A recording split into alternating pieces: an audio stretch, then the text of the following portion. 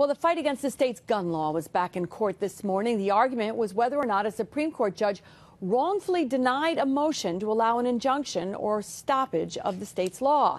And Capitol correspondent Pat Bailey was in court this morning. He joins us live now from Albany to tell us more. And Pat, how did it turn out? Well, Liz, no answer just yet. More on that in a minute.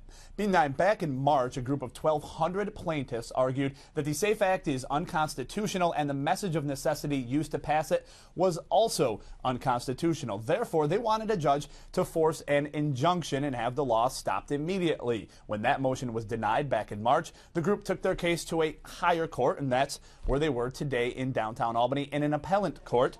March Schulz is the lead plaintiff in the 1,200-person lawsuit against the state. Now, he argued in court this morning that the message of necessity was unnecessary when it was passed into law back on January 14th. That's when the state Senate passed the SAFE Act. It was a day later that the Assembly passed the bill. And just an hour after it was approved by the Assembly, back on January 15th, the governor signed it into law. Well, Schulz, he's arguing that despite the fact a message of necessity was called by the legislature that day, the members of the legislature did not know what was in the bill when they voted on it. You want us to look behind the message of necessity and look at the facts before the legislature to determine if the message is appropriate? I want the court to look at the enactment process. I want the court to look at 3 or 4 men in a room, as the record shows, for 3 or 4 hours. They cut a deal. Don't know what all the sides got, but they cut a deal.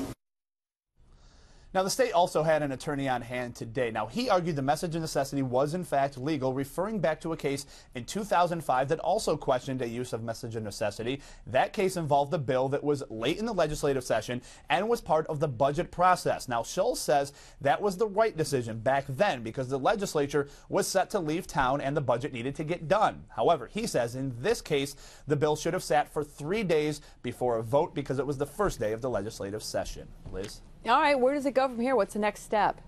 That's a good question. Now, this appellate court will make a ruling, and we asked Schulz today when that could happen. He says he's not sure, but he does expect it sooner rather than later, whether or not to override the lower court's decision to allow that injunction. If that does not happen, Schulz says he and the complainants will go to a higher court. All right, we'll see where it takes us, and I know you'll be covering it for us. Thank you, Pat Bailey.